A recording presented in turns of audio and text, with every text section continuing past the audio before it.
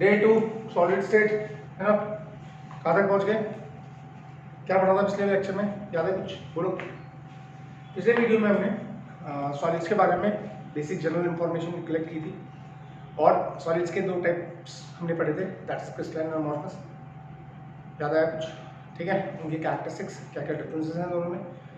और फिर लास्ट में एक कंक्लूजन निकाला था कि जो भी चैप्टर में हमें सॉलिड्स पढ़ने हैं they are the crystalline ones. ठीक है, यानी कि हमें क्रिस्टलाइन सॉलिड ही पढ़ने हैं क्योंकि वो ट्रू सॉलिड्स होते हैं। अमॉर्फस सॉलिड्स को हम स्यूडो सॉलिड्स यानी कि फॉल्स सॉलिड्स बोलते हैं। ठीक है, यहाँ तक हो गया था बच्चों ना। अब थोड़ा सा क्रिस्टलाइन सॉलिड्स के बारे में क्लासिफिकेशन कर लेते हैं। क्रिस्टलाइन सॉलिड कितने प्रकार के होते हैं? तो हमने बोला आयोनिक, कोवलेंट, कोवलेंट को नेटवर्क भी बोलते हैं, मेटालिक एंड मॉलिक्यूलर। ठीक है, अब मॉलिक्यूलर के अंदर फर्दर 3 क्लासिफिकेशन है। ए हाइड्रोजन बॉन्डेड, क्या है? Hydrogen bonded. ठीक है, बी पार्ट है डाइपोल डाइपोल अट्रैक्शन में होगी और सी पार्ट है वैन डेर वाल्स फोर्सेस में होगी। ठीक है बच्चों, तो ये 3 इतने प्रकार के कोवलेंट सॉलिड्स हैं, ionic, covalent, metallic and molecular. Molecular के अंदर आप फर्दर 3 पार्ट्स में डिवाइड कर सकते हैं, hydrogen bonded, dipole dipole attraction and van der Waals forces वाले सॉलिड्स। ठीक है, सबसे पहले बात करते हैं आयनिक सॉलिड्स की। एग्जांपल आपको बताइए, जितने भी ions NaCl, MgO, Mg2 positive O2 negative, ठीक है, KCl वगैरह वगैरह, ठीक है, दे आर आयनिक सॉलिड्स। पहली बात, इनके बीच में क्या होता है? स्ट्रॉन्ग इलेक्ट्रोस्टैटिक, कैटायन और एनायन के बीच में जो फोर्स होता है उसको इलेक्ट्रोस्टैटिक फोर्सेस बोलते हैं और वो स्ट्रॉन्ग फोर्सेस होते हैं, यानी कि इनके बीच में स्ट्रॉन्ग इलेक्ट्रोस्टैटिक फोर्सेस होते हैं। उसकी वजह से इनके हाई मेल्टिंग पॉइंट होते हैं। ठीक है, नॉन कंडक्टिंग होते हैं। नॉन कंडक्टिंग किसमें? सॉलिड स्टेट में, non conducting in solid state. ठीक है, बट यानी कि इलेक्ट्रिसिटी कंडक्ट नहीं करेंगे, ये सॉलिड स्टेट में होंगे। क्यों नहीं होंगे? क्योंकि बेटा कैटायंस और आयंस, कंडक्शन का मतलब क्या होता है? मूवमेंट ऑफ चार्जेस मतलब चाहे वो इलेक्ट्रॉन की फॉर्म में हो चाहे वो आयन की फॉर्म में हो। सॉलिड स्टेट में जब ये सॉलिड्स होते हैं तो इनके बीच में strong electrostatic forces of attraction होते हैं जिनकी वजह से ये मूव नहीं कर पाते, इसकी वजह से ये नॉन कंडक्टिंग होते हैं। ठीक है, बट कंडक्टिविटी स्टार्ट हो जाती है कंडक्टिंग इन एक्वस सॉल्यूशन। जब आप इसको पानी में डाल देंगे, NaCl को अगर आप पानी में डाल देंगे तो क्या होगा? Na पॉजिटिव एक्वस और Cl नेगेटिव एक्वस में टूट जाएगा, है ना बेटा? जब ये टूट जाएगा तो ions are free to move, free to conduct electricity. ठीक है, और इन मोल्टन स्टेट। ठीक है, मोल्टन स्टेट मतलब NaCl को हीट कर दो तो क्या बनेगा? Na पॉजिटिव अलग, Cl नेगेटिव अलग, इसको बोलते हैं मोल्टन फॉर्म। अब सॉलिड स्टेट में तो इकट्ठे हैं, सॉलिड स्टेट में ions are not free, but पानी में डालने पे आयंस अलग अलग हो जाते हैं, तो हीट करने पे आयंस अलग अलग हो जाते हैं, इसलिए कंडक्टिंग होते हैं। तो आयनिक सॉलिड की खास बात क्या? They are non conducting in the solid state but conducting in the molten state और इन द एक्वस सॉल्यूशन। मेरे ख्याल से ज्यादा नहीं पढ़ना बेटा, इनको थोड़ा थोड़ा पढ़ना है, पर इनके कंसेप्चुअल क्वेश्चंस बनते हैं इसलिए थोड़ा ध्यान रखना पड़ेगा, बिल्कुल इग्नोर नहीं मार सकते इनको। ठीक है, अब आते हैं कोवलेंट सॉलिड्स। इनमें क्या होता है? इनमें होता है 3 dimensional covalent network structure of bonds.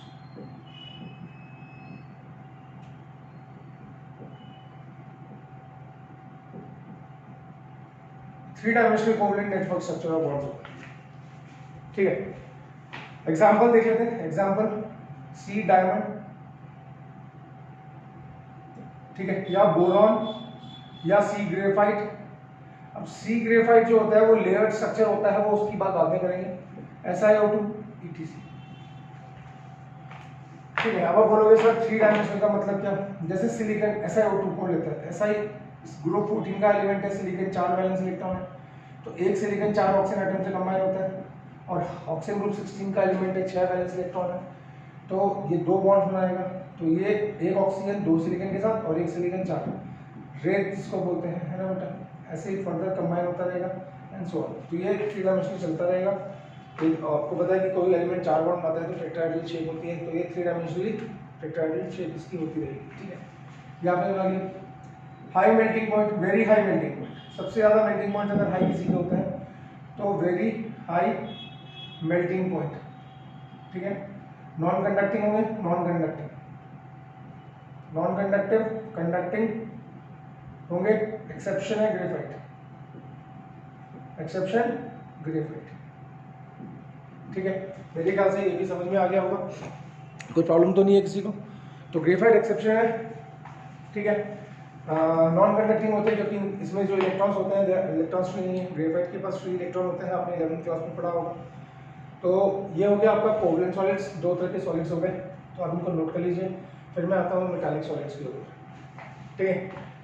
यहाँ पे कोई प्रॉब्लम?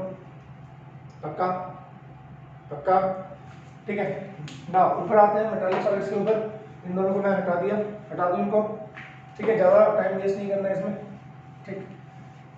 थोड़ा थोड़ा पढ़ना है पर आते हैं क्वेश्चंस के ऊपर। तो अब हम आते हैं मेटालिक सॉलिड्स के ऊपर। इसके ऊपर मेटालिक सॉलिड्स क्या होते हैं? मेटालिक सॉलिड्स बोलो।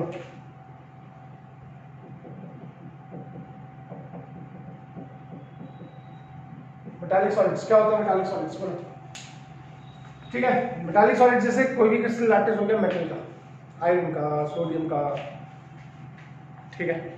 तो कोई भी आप मेटल पकड़ लो, ज़्यादातर मेटल्स ही हैं पीरियोडिक टेबल में। एस ब्लॉक में सारे मेटल्स हैं, डी ब्लॉक में लगभग सारे मेटल्स हैं, पी ब्लॉक में भी कुछ मेटल्स होते हैं, एफ ब्लॉक में भी मेटल्स होते हैं। तो ज़्यादातर मेटल्स होते हैं, उनका कोई सा भी क्रिस्टल चालो तो मेटल्स इनके melting point ranges from high to low. अगर मैं मेल्टिंग पॉइंट बात करूं तो मेटल्स के मेल्टिंग पॉइंट हाई भी हो सकते हैं, लो भी हो सकते हैं। जैसे एस ब्लॉक के मेटल्स हैं, they are soft, low melting points, पर डी ब्लॉक के मेटल्स हैं वेरी हाई मेल्टिंग पॉइंट्स, ठीक है। तो मेल्टिंग पॉइंट्स में भी कम, में भी ज़्यादा, ठीक है। इंटरमॉलिक्यूलर फोर्सेस जो होते हैं इनमें, इंटरमॉलिक्यूलर फोर्सेस कौन से होते हैं? इंटरमॉलिक्यूलर फोर्सेस होते हैं बेटा मेटालिक बॉन्डिंग। अब मेटालिक बॉन्डिंग क्या है वो चैप्टर में आगे जाके पढ़ेंगे, डिटेल में पढ़नी है, अभी नहीं, ठीक है। फिर ये कंडक्टिंग होते हैं, yes conducting, conducting in both solid and liquid state.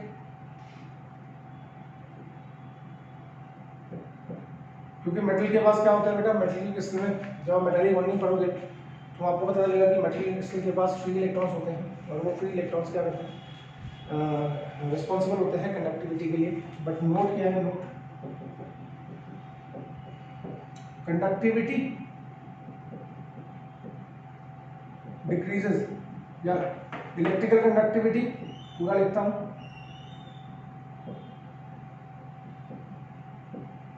Decreases with the increase in temperature, ठीक है। अगर आप टेम्परेचर बढ़ाओगे तो कंडक्शन घटेगा क्योंकि रेजिस्टेंस बढ़ता है, ठीक है। क्यों बढ़ता है वो बात की बात, बस इतना याद रखिएगा। अभी पढ़ेंगे आगे जाके, जब मेटालिक बॉन्डिंग पढ़ेंगे तब आपको डिटेल में बताएंगे, ठीक है। तो 3 तरह के सॉलिड्स हो गए, राइट। आगे चले मॉलिक्यूलर सॉलिड्स। नाउ वो देखो क्वेश्चन कैसे आएंगे, अभी क्वेश्चन के ऊपर ही बहस करेंगे, ठीक है। क्या हो गया, इसमें कोई प्रॉब्लम? तो मॉलिक्यूलर सॉलिड्स के ऊपर आते हैं लास्ट। अब देखो मॉलिक्यूलर सॉलिड्स का, सॉलिड CO2 ड्राई आइस होता है ना। अब हाइड्रोजन बॉन्डिंग जैसे आइस, डायपोल डायपोल जैसे HCl होगा, SO2 हो गया, वैन डर वाल्स फोर्स जैसे I2 हो गया, H2 हो गया। ये पूरे कंप्लीटली नॉन पोलर हो गए, बिल्कुल नॉन पोलर। भाई पहली बात तो मॉलिक्यूलर सॉलिड्स है, मॉलिक्यूलर सॉलिड्स मतलब मॉलिक्यूल के सॉलिड्स, और मॉलिक्यूल आइस वाटर होता है इसमें, ठीक है। हाइड्रोजन बॉन्डिंग होती है उसमें, आपको पता है, ठीक है ना बच्चे। अमोनिया को अगर आप सॉलिड में कन्वर्ट करोगे, सॉलिड अमोनिया, सॉलिड NH3, उसमें भी हाइड्रोजन बॉन्डिंग होगी, ठीक है। डायपोल डायपोल आपको पता है HCl में डायपोल होता है, HCl नेगेटिव पॉजिटिव। जब सॉलिड स्टेट में लाओगे तो एक HCl का मॉलिक्यूल ऐसा होगा, दूसरे HCl का मॉलिक्यूल ऐसा होगा, तो इनके बीच में कौन सा अट्रैक्शन होगा? Dipole dipole attraction. अब ये I2 का अगर आप सॉलिड बनाओगे तो क्या होगा? एक I2 I single bond I, दूसरा I2 I single bond I, तीसरा I2 I single bond I, चौथा I2 I single bond I। इसमें कोई भी पोलर कोई मतलब पोलर नॉन पोलर है कंप्लीटली, तो कोई भी पॉजिटिव नेगेटिव फोर्सेस नहीं होते। जो पॉजिटिव नेगेटिव नहीं होते उनको हम बोलते हैं वैन डर वाल्स फोर्सेस। तो इनमें वैन डर वाल्स फोर्सेस या dispersive force, London dispersion forces भी बोल सकते हैं इनको, तो उनके अंदर होंगे। ठीक है, अब इनकी खास बात क्या है, इनके खास बात क्या है, lowest melting point among all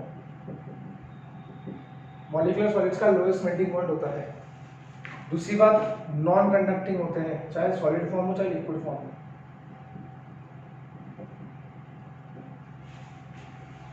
ठीक है, बस ये याद रखिएगा। तो आपके 4 तरह के सॉलिड्स मेरे ख्याल से हो गए, ज़्यादा टाइम वेस्ट नहीं करते। अब हम आते हैं, अब जो हम टॉपिक हम पढ़ेंगे, ठीक है, इजी टॉपिक है। अब जो हम टॉपिक पढ़ने जा रहे हैं बेटा, वो टॉपिक क्या है, आज से हम सॉलिड स्टेट एक्चुअली में शुरू करेंगे, जहाँ से पेपर में आता है।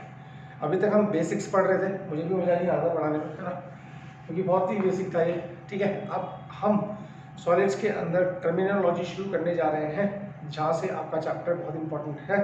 तो पूरा टॉपिक पूरा वीडियो ध्यान से देखिएगा, नहीं तो समझ में नहीं आएगा। ठीक है बच्चों, आगे चले। चलो बच्चों, क्या वाली हेडिंग देखिए, important terminology used in solid state. अब कुछ टर्म्स पढ़ने वाले हैं, बहुत ज्यादा important terms, right. Solid state में जो जो टर्म्स यूज होती हैं वो हम पढ़ने वाले हैं। ठीक है, क्या क्या टर्म्स यूज होने वाली है, तो सबसे पहले आपने देखा होगा स्पेस लैटिस और यूनिट सर्कल। ठीक है, अब देखो बेटा, क्या कोई भी सॉलिड है, हम किसकी बात करेंगे, क्रिस्टलाइन सॉलिड की। ठीक है, सपोज ये सॉलिड है, मुझे पता लगाना है कि इसका स्ट्रक्चर क्या है, जिससे भी मिलके बना हुआ एटम्स, आयंस, मॉलिक्यूल्स, ये क्रिस्टलाइन सॉलिड का स्ट्रक्चर क्या है, मुझे पता लगाना है। ठीक है, तो एक टर्म आती है, उसको बोलते हैं X ray crystallography. X ray crystallography, उसमें हम क्या करते हैं, सॉलिड में एक्सरेज मारते हैं, और जब हम उसमें एक्सरेज मारते हैं तो हमें पता चल जाता है कि इसके जो पार्टिकल्स हैं जिनसे ये सॉलिड बचा है वो किस तरह से अरेंज है। ठीक है, अब मैंने क्या किया, ठीक है, इस सॉलिड में, ये जो सॉलिड मेरे पास है, मेरा फोन है, इसमें मैंने एक्सरेज मारी, राइट, और एक्सरेज मारने से मुझे पता चल गया कि इसके अंदर किस तरह से एटम, आयंस और मॉलिक्यूल्स अरेंज है, राइट। अब वो जो अरेंजमेंट की एटम्स की, आयंस की और मॉलिक्यूल्स की, उसका मैंने एक मॉडल बना दिया। कैसे, देखो 2 डायमेंशनल मॉडल बनाना है तो हम ऐसे, सपोज हमने ऐसे बना दिया, ये 2 डायमेंशनल मॉडल कि भाई इस तरह से एटम्स, आयंस और मॉलिक्यूल्स अरेंज है।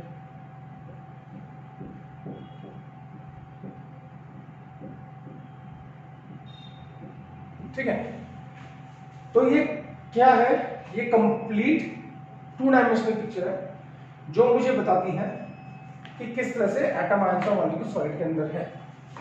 ये 2D स्पेस लैटिस।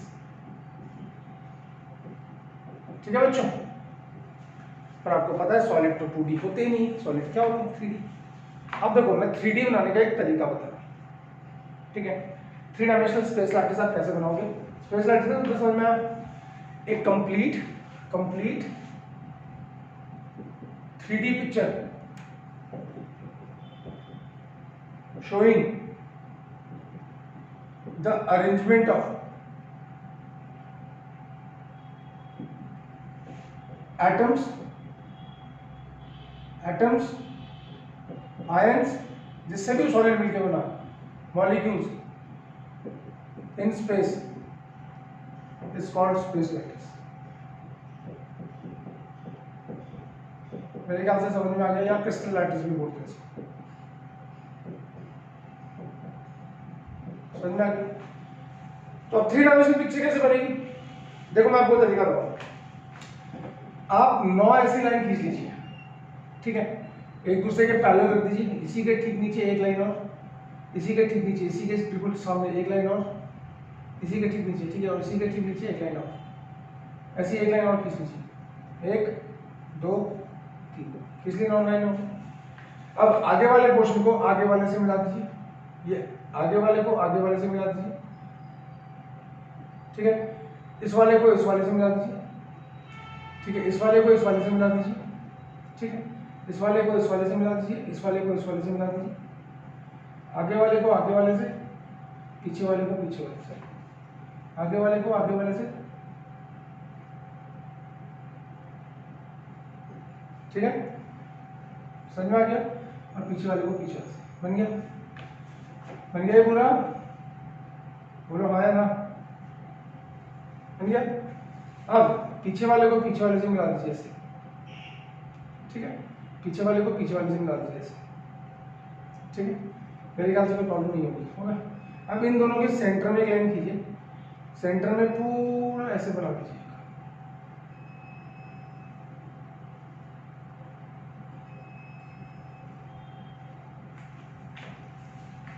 ठीक है, बन गया, तो प्रॉब्लम।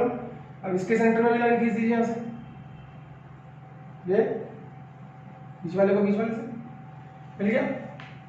ये बन गया आपका 3 डायमेंशनल स्पेस लैटिस, पूरा का पूरा स्पेस लैटिस बन गया आपका 3 डायमेंशनल स्पेस लैटिस, ठीक है। अब एटम्स की अरेंज करना है, बीच में एक लाइन और है, आया आया स्पेस लैटिस बनाना नहीं आया, एक और तरीका है, दूसरे तरीके से आते हैं।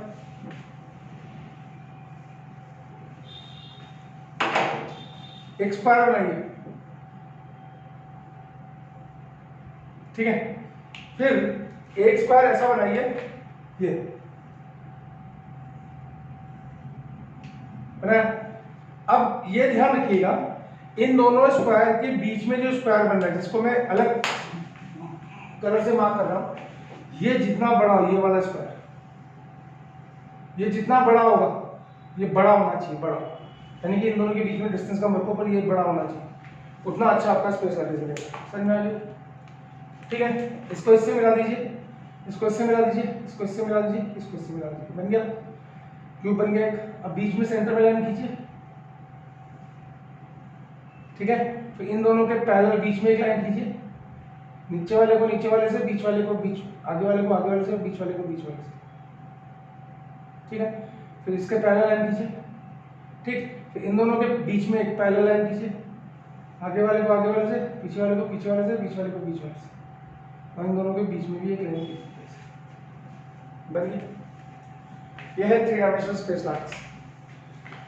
अब जहां पे एटम्स अरेंज होंगे, यहाँ पे एटम्स अरेंज है, इनको बोलते हैं लैटिस पॉइंट्स।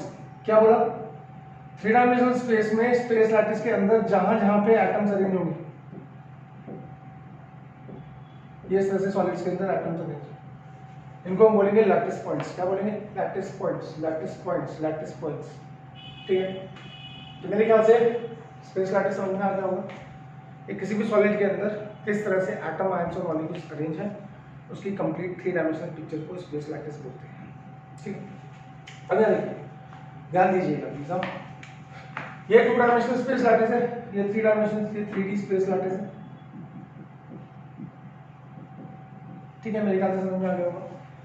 अब देखिए मैं क्या कर रहा हूं, ये स्पेस लैटिस किससे मिलकर बना है? जिस पोर्शन को मैं अलग कलर से कर रहा हूं उसको देखिए, इसको मैंने काट के अलग बना दिया, काट दिया, जैसे किसी का बर्थडे तो केक का पीस काट के अलग निकालते हो, ऐसे मैंने इसको काट के अलग निकाल दिया, ठीक है बच्चों। तो ये क्या है? Now what is this? ये स्पेस लैटिस का स्मॉलेस्ट पोर्शन है, जो इधर भी रिपीट हो रखा है, इधर भी रिपीट हो रखा है, इधर भी रिपीट हो रखा है, इधर भी रिपीट हो रखा है, और पूरे स्पेस लैटिस को बना है। मतलब अगर मैं बोलूं डेफिनेशन लिखूं स्पेस यूनिट सेल क्या, इसको बोलेंगे यूनिट सेल। क्या बोलेंगे?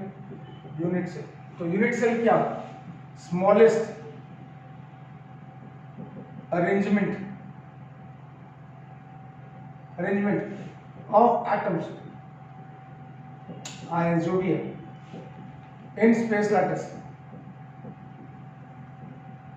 smallest arrangement of atoms or ions in space lattice, which itself repeats again and again to form a complete space lattice. बेटा बेसिक है, अभी अभी पूरा समझोगे तभी आएगा। इट्स कॉल्ड यूनिट सेल, ठीक है। स्पेस लैटिस का वो स्मॉलेस्ट अरेंजमेंट एटम्स की जो खुद को बार बार रिपीट करती है और पूरे स्पेस लैटिस को बनाती है, ठीक है, उसको बोलते हैं हम यूनिट सेल। क्या बोलते हैं? Unit cell. क्या बोलते हैं? Unit cell. अब बच्चे बोलेंगे सर ये तो आसान था, इसमें बना था, है ना, तो चलो इसको हटाते हैं, ठीक है, इसमें बनाएंगे अलग से। ये समझ में आया? हटा दिया 2 डायमेंशनल स्पेस लैटिस, आपने बना लिया होगा। अब देखो जिस पोर्शन को मैं कलर कर रहा हूँ अलग कलर से, सिर्फ उस पर ध्यान देना।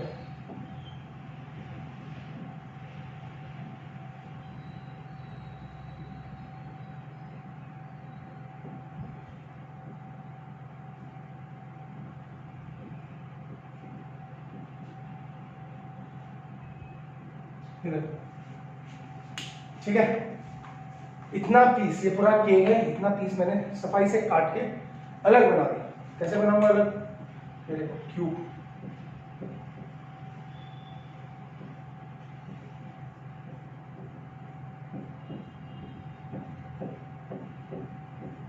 ये पीस ये है, ठीक है। तो ये क्या है? ये पूरा क्या है? Space lattice.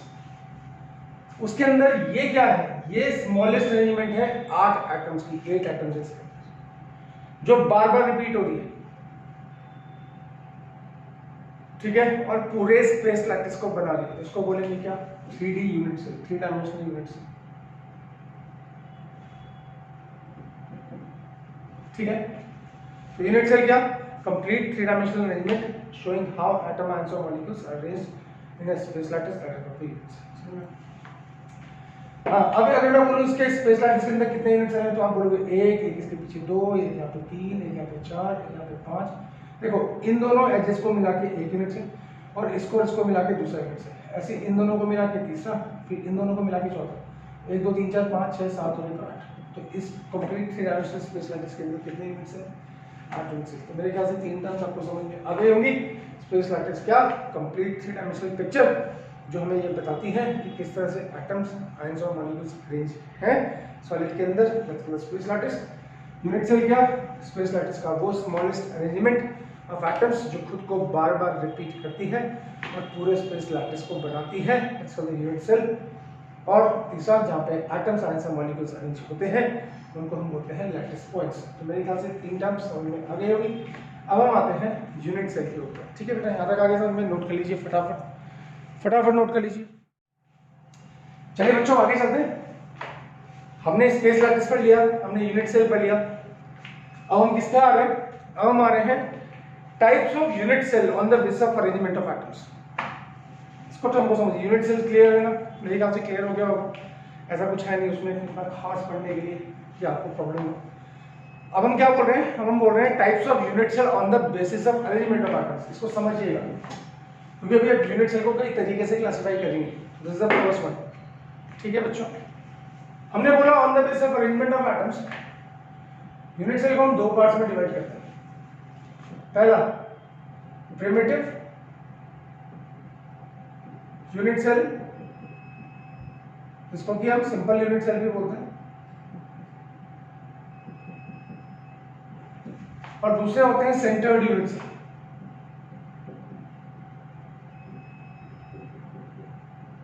बेसिक से बेटा, बेसिक थोड़ा स्ट्रॉन्ग है इसका। देखो सिंपल यूनिट सेल में अभी हम सिर्फ बात करेंगे एटम्स का भी अरेंज है, ठीक है। तो हमने बोला इसके अंदर फिर 3 तरह के आते हैं, ठीक है। बॉडी सेंटर्ड यूनिट सेल,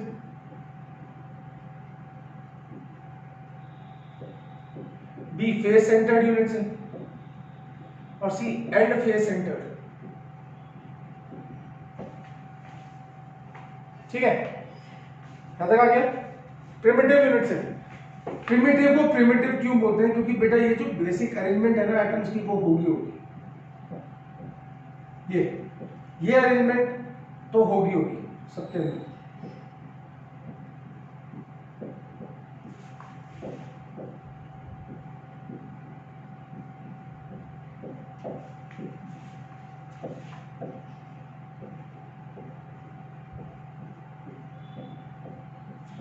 ठीक है।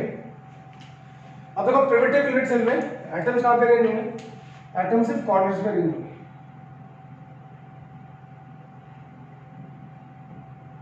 इसको बोलेंगे प्रिमिटिव यूनिट्स। क्या बोलेंगे? Primitive units. प्रिमिटिव दिखाई दे रहा है आपको? प्रिमिटिव लिखा हुआ, मार्कर चेंज करो, है ना। प्रिमिटिव यूनिट्स में एटम्स विद कॉर्नर्स पे अरेंज होंगे, ठीक है। दूसरा हमने बात की बॉडी सेंटर्ड। देखो ये वाली प्रिमिटिव क्यों बोला? क्योंकि ये वाली अरेंजमेंट तो सब में होगी होगी, कॉर्नर पे तो एटम्स रहेंगे रहेंगे, इसके बिना तो यूनिट सेल बन नहीं सकता। अगर आप कॉर्नर्स पे एटम्स डालोगे तो यूनिट सेल कैसे बनाओगे बच्चों? ये तो बेसिक रिक्वायरमेंट है किसी भी यूनिट सेल की, कोने पे तो होंगे हम, ठीक है। अब बोला गया बॉडी सेंटर्ड बोला गया, दूसरा फेस सेंटर्ड बोला गया, और तीसरा एंड फेस सेंटर्ड बोला गया।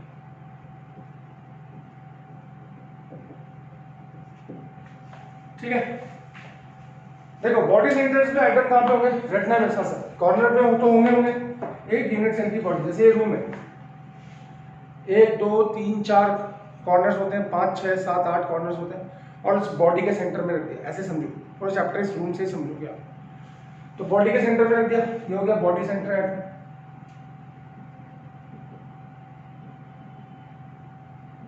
ठीक है, इसको बोलेंगे बॉडी सेंटर। अब कितने फेस होते हैं एक रूम के? रूम के फेस, एक ये वाला फेस, एक बगल वाला फेस, एक इधर वाला फेस। कितने फेस? एक ये वाला फेस, ऊपर वाला फेस, एक इसके ठीक नीचे वाला फेस, 2 हो गए। एक ये वाला फेस, 3 हो गए। एक ये वाला फेस, 4 हो गए। एक पीछे वाला फेस। देखो पीछे वाला फेस जो है ना, ये जो कॉर्नर वाला आइटम है इसके बिल्कुल बगल में बनेगा, और सामने वाला फेस का जो सेंटर फेस सेंटर आइटम बनेगा वो है। तो हर कॉर्नर पे होगा और हर फेस के सेंटर में होगा, इसको बोलेंगे फेस सेंटर आइटम।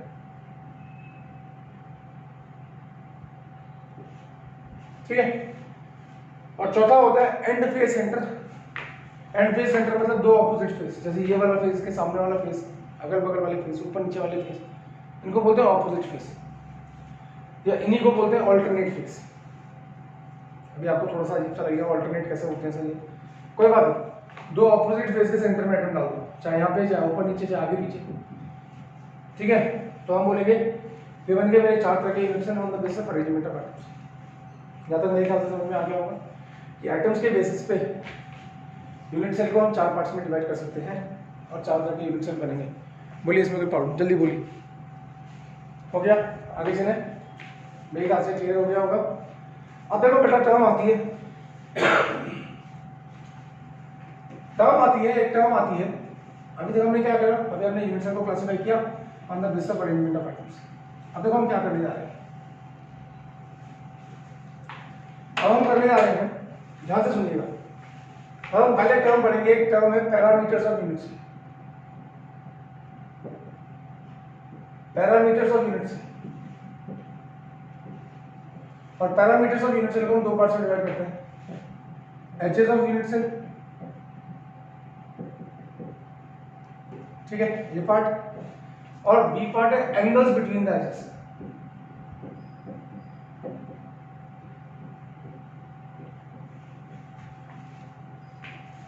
ठीक है, अब बोलिए सर ये क्या बोला? देखो प्यार से समझाता हूँ, ध्यान से एकदम। एक मैंने बड़ा सा यूनिट सेल बनाया, जानबूझ के थोड़ा सा बड़ा सा बना रहा हूँ ताकि आपको समझ में आए। ठीक है, अब इसकी कोई भी 3 एज पकड़ लो, ठीक है, 3 एजेस पकड़ ली, एक ये वाली एज, एक ये वाली एज, एक ये वाली एज, 3 एजेस पकड़ ली। अब इनका नामकरण कर लो। एजेस ऑफ यूनिट सेल हमने बोला ए बी सी, एजेस। ठीक है, चलो इसको मार्क कर दिया यहाँ से लेके यहाँ तक एक, इसको मार्क कर दिया यहाँ से लेके यहाँ तक बी, इसको मार्क कर दिया यहाँ से लेके यहाँ तक सी।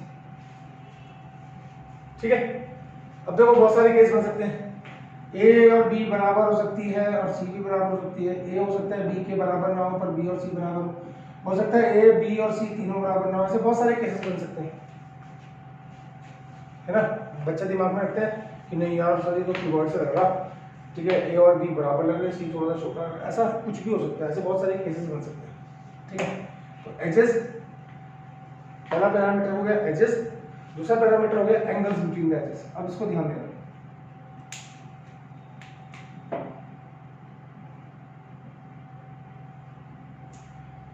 ए और बी के बीच में हम गामा लिखते हैं, सी और बी के बीच में अल्फा लिखते हैं, और सी और ए के बीच में बीटा लिखते हैं। तो अल्फा बीटा गामा। अब इसमें बहुत सारे केसेस बन सकते हैं, alpha beta gamma 90, alpha is equal to beta is equal to 90, gamma is equal to 120। ठीक है, ऐसा ही हो सकता है कि alpha is not equal to beta is not equal to gamma is not equal to 90, ऐसा भी हो सकता है, कुछ भी केसेस बन सकते हैं। ठीक है, तो पहले क्या पैरामीटर्स ऑफ यूनिट सेल, क्या पैरामीटर्स ऑफ यूनिट सेल, ठीक है, दो होती हैं, एक तो एजेस होती हैं और दूसरा होता है एंगल्स बिटवीन द एजेस। ध्यान से सुनिएगा। अब ऐसे कितने केसेस बन सकते हैं, तो इन, ध्यान से सुनिएगा वर्ड्स में, इन दो पैरामीटर्स के बेसिस पे, क्या बोला मैंने, इन दो पैरामीटर्स के बेसिस पे अगेन हम क्रिस्टल को या हम बोल रहे हैं यूनिट सेल को अलग अलग तरीके से क्लासिफाई कर सकते हैं। मतलब ये दोनों जो पैरामीटर्स हैं, जैसे फॉर एग्जाम्पल हमने बोला if A is equal to B is equal to C and alpha is equal to beta is equal to gamma is equal to 90, ये बना। तो ये कंडीशन होगी, इन दोनों पैरामीटर्स की एक कंडीशन होगी। जिन जिन सॉलिड्स में ये कंडीशन होगी, इसकी, एजेस की और एंगल्स की, उसको हम नाम देंगे क्रिस्टल लैटिस या Bravais lattice. Bravais, BRAVAIS, Bravais lattice.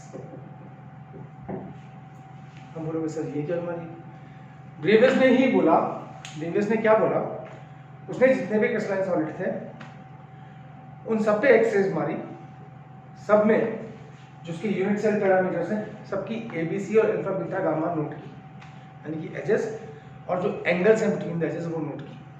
ठीक है बच्चों, उसके बेसिस पे ही केम टू अ कंक्लूजन कि on the basis of axes and the angles between the axes, क्या बोला, on the basis of axes and the angles between the axes, जितने भी क्रिस्टलाइन सॉलिड हैं उसने उनको 7 टाइप्स में डिवाइड किया, और हम उन 7 टाइप्स को बोलते हैं क्रिस्टल सिस्टम्स, या उसको आप बोल सकते हैं ब्रेवियस लैटिसेस। क्या बोल सकते हैं, क्रिस्टल सिस्टम, ब्रेवियस लैटिसेस। पता समझ में आया, देखा गया। तो ऐसे 7 ऐसी कंडीशन बनेगी, बनने को कितनी बन सकती है, इनफाइनाइट, कितनी बन सकती है। ठीक है, ठीक है, तो कितने केसेस बने, 7 केसेस। जैसे ये पहला केस है, इसको बोलते हैं क्यूबिक सिस्टम ऑफ क्रिस्टल्स। ऐसे अगर मैं दूसरा केस बोलूं, A is not equal to B is not equal to C, alpha is not equal to beta is not equal to gamma is not equal to 90, फिर triclinic system. ऐसे 7 system बनेंगे on the basis of unit cell parameters ABC and alpha beta gamma. उनको हम crystal system का नाम देंगे cubic, orthorhombic, rhombohedral, hexagonal, tetragonal, monoclinic, triclinic. Learn कर लिया? हम बोलोगे सर आपको तो रटा हुआ है, हम कैसे लर्न करेंगे। तो चलिए अब हम क्रिस्टल सिस्टम के ऊपर आते हैं। पहले कंसेप्ट समझ में आया क्रिस्टल सिस्टम कैसे आया, on the basis of unit cell parameters. किसने डिस्कवर किया, ब्रेवियस ने। इसलिए उसको क्या बोलेंगे, ब्रेवियस लैटिसेस या क्रिस्टल लैटिसेस। ठीक है, क्रिस्टल सिस्टम। ठीक है, आगे चलें। अब हम क्रिस्टल सिस्टम के पास आते हैं।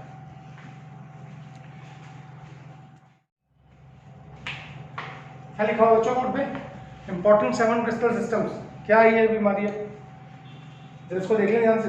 देखो बेटा, क्या मैंने आपको क्या कहानी सुनाई, मैंने बोला ब्रेवियस ने, क्या बोला, ब्रेवियस ने यूनिट सेल पैरामीटर्स पर, अभी हमने यूनिट सेल पैरामीटर्स पर, ब्रेवियस ने क्या किया, उसने बोला दुनिया में जितने भी क्रिस्टलाइन सॉलिड हैं, उसने बोला on the basis of unit cell parameters. ध्यान से सुनना क्या बोल रहा हूँ, on the basis of unit cell parameters. कौन से होते हैं unit cell parameters, ABC and alpha beta gamma. ABC क्या होती है, axes, alpha beta gamma, gamma क्या होते हैं, एंगल्स बिटवीन द एजेस। तो उसने बोला on the basis of unit cell parameters हम 7 तरह के क्रिस्टल सिस्टम हो सकते हैं इसमें, इस यूनिवर्स में। 7 तरह के क्रिस्टल सिस्टम कैसे, उसने नाम दिया cubic, tetragonal, orthorhombic, hexagonal, rhombohedral, monoclinic, triclinic. अब देखो इसमें एजेस क्या क्या होंगी, जरा वो देख लें। क्यूबिक में होगा A is equal to B is equal to C, ठीक है, and alpha is equal to beta is equal to gamma is equal to 90। ठीक है, अब देखो टाइप्स ऑफ वेरियस लैटिसेस या टाइप्स ऑफ लैटिसेस, कितने प्रकार के यूनिट सेल पढ़े, ध्यान से सुनना। ये क्या है, ये यूनिट सेल के पैरामीटर्स के बेसिस पे क्रिस्टल सिस्टम है क्यूबिक। अब क्यूबिक सिस्टम में कितने प्रकार के यूनिट सेल पाए जा सकते हैं, ध्यान से सुनेंगे मैंने क्या बोला। क्या बोला, क्यूबिक में कितने प्रकार के यूनिट सेल पाए जा सकते हैं। तो हमने बोला 3। पहला है प्रिमिटिव, ये इंपॉर्टेंट है, प्रिमिटिव। दूसरा है बीसीसी बॉडी सेंटर्ड क्यूबिक, और तीसरा है एफ सेंटर्ड क्यूबिक। 4 तरह पढ़े थे ना यूनिट सेल, आपने भी पढ़े थे ना। अरेंजमेंट के बेसिस पे हम यूनिट सेल को 4 पार्ट्स में डिवाइड करते हैं। सिंपल, बॉडी सेंटर, सिंपल मतलब primitive, body centred, face centred और एंड फेस सेंटर्ड। तो जो हमारा क्यूबिक सिस्टम है, समझो इस बात को, उसमें एबीसी और अल्फा बीटा गामा दोनों बराबर होंगे। ठीक है, एबीसी बराबर होगी, अल्फा बीटा गामा 90 होंगे। उसमें 3 प्रकार के यूनिट सेल मिलते हैं, यानी कि अरेंजमेंट ऑफ एटम्स या तो कॉर्नर पे होगी, या कॉर्नर के अलावा बॉडी के सेंटर पे होगी, या कॉर्नर के अलावा फेस के सेंटर पे होगी। याद रखना। दूसरा टेट्रागोनल। टेट्रागोनल में जब एच की बात करते हैं तो टेट्रागोनल में ध्यान से सुनना, ए जो है वो बराबर होती है बी के, ठीक है, पर सी बराबर नहीं होती। ठीक है, ए और बी बराबर है पर सी बराबर नहीं है। और alpha is equal to beta is equal to gamma is equal to 90। Angle सारे बराबर। ठीक है, अब इसमें कितने प्रकार के यूनिट सेल मिलेंगे, 2 प्रकार के। पहला प्रिमिटिव, ठीक है, और दूसरा बीसीसी बॉडी सेंटर। ठीक है, तो 2 तरह के यूनिट सेल मिलते हैं ऑर्थोरॉम्बिक में। इसके एग्जांपल व्हाइटिन, ठीक है, SnO2, बस 2 एग्जांपल बहुत है, एक 2 एग्जांपल सकते हैं। ठीक है, ऑर्थोरॉम्बिक में क्या होता है, ऐसे इसका A बराबर B के नहीं होती और C के भी नहीं होती। इसमें A और B बराबर है पर C के बराबर नहीं है, इसमें तीनों बराबर नहीं होती। पर alpha is equal to beta is equal to gamma is equal to 90, ये जरूर होता है। ठीक है बच्चों, यानी कि एचएस सारे बराबर नहीं है, एंगल सारे बराबर है और 90 के है।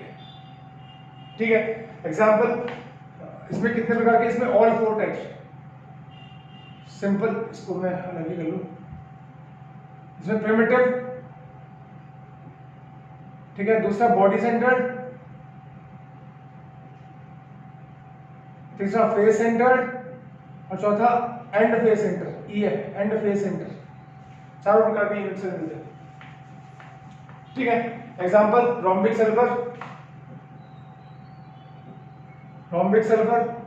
KNO3, BSO4, बहुत सारे।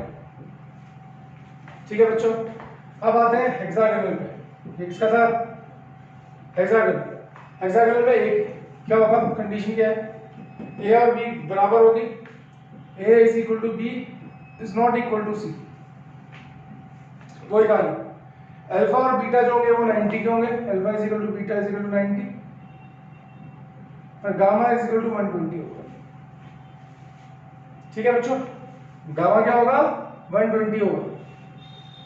ठीक, अब इसके अंदर कौन प्रकार, कितने प्रकार के यूनिट सेल मिलेंगे, चलो ऊपर वाला आपने नोट कर लिया, नोट करो जरा इसे, नोट करो, फिर मैं हटा रहा हूं इसको। जल्दी नोट करो बेटा, ये हटा दूंगा मैं, चलो पॉज करके नोट कर लेना। ठीक है, मैं हटा रहा हूं, ये सारा खराब मामला खराब हो जाएगा ना। आपने नोट कर लिया ना, हटा दिया मैंने। तो एग्जांपल में A is equal to B is not equal to C, gamma 120 का होगा। ठीक है, इसका एग्जांपल, इसमें कितने प्रकार के यूनिट सेल मिलेंगे, इसमें एक ही मिलेगा, प्रिमिटिव। ठीक है, इसका एग्जांपल है ग्रेफाइट और ZnO। ठीक है, हो गया। रोम्बोहेड्रल, रोम्बोहेड्रल की कंडीशन बोलो, A B C बराबर होंगे, अल्फा बीटा गामा तीनों बराबर होंगे, पर तीनों 90 के नहीं होंगे। यानी कि A is equal to B is equal to C होगा, alpha is equal to beta is equal to gamma, but not equal to 90। ठीक है, समझ में आया। इसमें कौन सा यूनिट सेल मिलेगा, रोम्बोहेड्रल में एक यूनिट सेल मिलेगा, प्रिमिटिव। कौन सा मिलेगा? प्रिमिटिव। एग्जांपल इसका CaCO3 HCS, CaCO3 या HCS याद करने पड़ेगा बेटा आपको। पहला क्वेश्चन यहाँ से बनता है। मोनोक्लिनिक, मोनोक्लिनिक में A is not equal to B is not equal to C, ये ट्राइक्लिनिक में भी होगा A is not equal to B is not equal to C, ठीक है। अल्फा और गामा 90 के होंगे, alpha is equal to gamma is equal to 90, और बीटा कितने का होगा? 90 का होगा? नहीं होगा, नॉट इक्वल टू 90। और इसमें तो कोई भी बराबर नहीं, alpha is equal to beta is not equal to gamma is not equal to 90, ठीक है। इसमें क्या मिलेगा? इसमें प्रिमिटिव मिलेगा, प्रिमिटिव, और B and face centre EFC, और इसमें एक ही मिलेगा प्रिमिटिव, ठीक है। इसके एग्जांपल मोनोक्लिनिक सल्फर,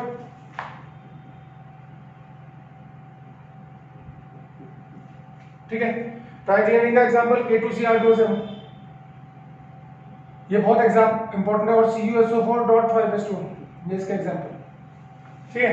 तो हमने क्या कर लिया? हमने 7 तरह के क्रिस्टल, अब समझना ध्यान से। अगर मैं आपसे पूछूं कितने प्रकार के ब्रेवियस लैटिसेस इस दुनिया में मिलते हैं, क्या बोला मैंने? क्वेश्चन रिपीट करता हूं, कितने प्रकार के ब्रेवियस लैटिसेस इस दुनिया में मिलते हैं? अगर मैं आपसे पूछूं कितने प्रकार के क्रिस्टल सिस्टम मिलते हैं, तो आप बोलोगे 7, है ना? 7, cubic, tetragonal, orthogonal, hexagonal, rhomboid, monoclinic, 7 crystal system. अगर मैं आपसे पूछूं कितने प्रकार के ब्रेवियस लैटिसेस इस दुनिया में मिलते हैं, तो आप बोलोगे 14। आप बोलोगे कैसे? इसमें कितने मिले? 3। इसमें कितने मिले? 2। इसमें ऑल 4 टाइप्स, यहाँ पे लिख देता हूँ all 4 types, all 4 types, check करना, ठीक है। 4 तरह के यूनिट सेल होते हैं ना, simple cubic, BCC, simple cubic, body centred, and face centre और एंड फेस सेंटर, ये होते हैं ना। इसमें क्यूबिक में कितने मिल रहे हैं? इनमें से 3 मिल रहे हैं। इसमें कितने मिल रहे हैं? 2 मिल रहे हैं। इसमें कितने मिल रहे हैं? 4। तो 3 और 2 5 और 4 9, कितने हुए? 10, 11, 12, 13, 14, 14 types of unit cell, 14 types of Bravais lattices are there, जो कि 7 क्रिस्टल सिस्टम में पाए जाते हैं। किसी क्रिस्टल सिस्टम में 1 है, किसी में 2 है, किसी में 4 है, तो टोटल ब्रेवियस लैटिसेस 4। तो मेरे ख्याल से आज का ये टॉपिक यहाँ पे खत्म करते हैं। हमने यूनिट सेल पढ़ लिया, ठीक है। अब हमें सिर्फ क्या पढ़ना है बेटा? हमें देखो, इसमें आपको ये लर्न करना है, हमें सिर्फ ये वाला सिस्टम पढ़ना है इन डिटेल। तो कल से हम क्यूबिक सिस्टम को एक्सप्लोर करेंगे, पूरा खोलेंगे उसको, ठीक है। मजेदार चैप्टर है, बस ये आपका लर्न करने वाला काम है। यहीं पे जब लर्न करने वाला काम आता है, ये थोड़ा सा बोरिंग हो जाता है। वो पूछेगा ट्राइक्लिनिक में, वो आपको कंडीशन दे देगा ABC और अल्फा बीटा गामा की। जैसे उसने दे दिया A is not equal to B is not equal to C, alpha beta gamma 90, वो बोलेगा बता कौन सा क्रिस्टल सिस्टम है, तो आप बोलोगे ऑर्थोगोनल। वो बोलेगा मोस्ट डिसऑर्डर्ड सिस्टम क्या है, तो आप बोलोगे ट्राइक्लिनिक। ये देखो ट्राइक्लिनिक, कुछ भी बराबर नहीं है, ठीक है। मोस्ट ऑर्डर्ड सिस्टम क्यूबिक, सब कुछ बराबर है, ठीक है। वो बोलेगा उनके नाम लिखो जिनमें एक ही प्रकार के यूनिट सेल मिलते हैं, तो आप बोलोगे हेक्सागोनल और रोम्बोइड, इसमें सिर्फ एक ही प्रकार के यूनिट सेल मिलते हैं, प्रिमिटिव। तो ऐसे क्वेश्चन बनते हैं, तो उसके लिए आपको एक टेबल लर्न करनी पड़ेगी, ठीक है। मेरी टेस्ट में भी आएंगे, ठीक है। तो thank you so much for watching. आज का वीडियो यहीं खत्म करते हैं। अगले वीडियो में हम क्यूबिक सिस्टम ऑफ क्रिस्टल्स को खोलेंगे, ठीक है। चलिए टाटा।